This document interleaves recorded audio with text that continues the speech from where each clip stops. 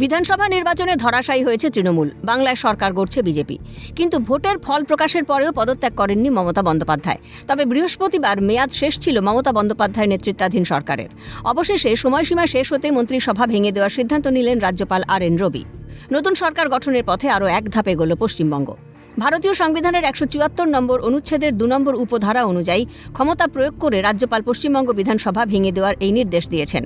সাধারণত নির্বাচনের পর নতুন সরকার দায়িত্ব নেওয়ার আগে পুরনো বিধানসভা ভেঙে দেওয়ার এটি একটি সাংবিধানিক রীতি।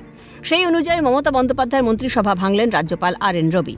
এই নির্দেশের ফলে 17তম বিধানসভার কার্যকাল শেষ হল এবং নতুন নির্বাচিত জনপ্রতিনিধিদের নিয়ে 18তম বিধানসভা গঠিত হওয়ার পথ আরও প্রশস্ত হল।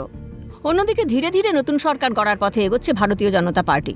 বিজেপির সরকারের শপথ গ্রহণ অনুষ্ঠান হবে ব্রিগেড প্যারেড গ্রাউন্ডে। আগামী শনিবার 25শে বৈশাখ রবীন্দ্রনাথ ঠাকুরের জন্মজয়ন্তীর দিনই বাংলার নতুন মুখ্যমন্ত্রী শপথ নেবেন, সে কথা আগেই ঘোষণা করেছিল গেরুয়া নেতৃত্ব।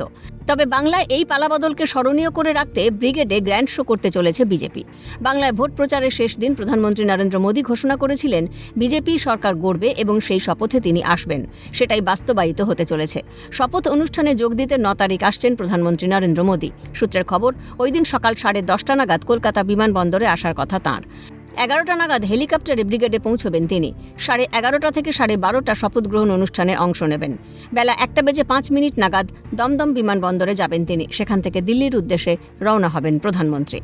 শুধু প্রধানমন্ত্রী নয়, শপথ অনুষ্ঠানে উপস্থিত থাকবেন কেন্দ্রীয় স্বরাষ্ট্রমন্ত্রী অমিত শাহ সহ বিভিন্ন বিজেপি শাসিত রাজ্যের মুখ্যমন্ত্রীরা। বৃহস্পতিবার রাতেই রাজ্যে অমিত শাহ। মুখ্যমন্ত্রী ছাড়াও নতুন মন্ত্রিসভার আরও বেশ কয়েকজন মন্ত্রী ওই দিন ব্রিগেড থেকে শপথ নেবেন বলে জানা গিয়েছে। 2011 সালে মমতা বন্দ্যোপাধ্যায় মুখ্যমন্ত্রী হিসেবে শপথ নেন রাজভবনেই। 2016 সালে শপথ গ্রহণ অনুষ্ঠান হয়েছিল রেড রোডে। 2021 সালে ফের শপথ গ্রহণ অনুষ্ঠান হয় রাজভবনেই।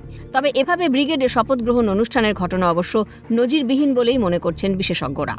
খালিদ জামাল ও রেশমি দাসের রিপোর্ট, ক্যালকাটা নিউজ।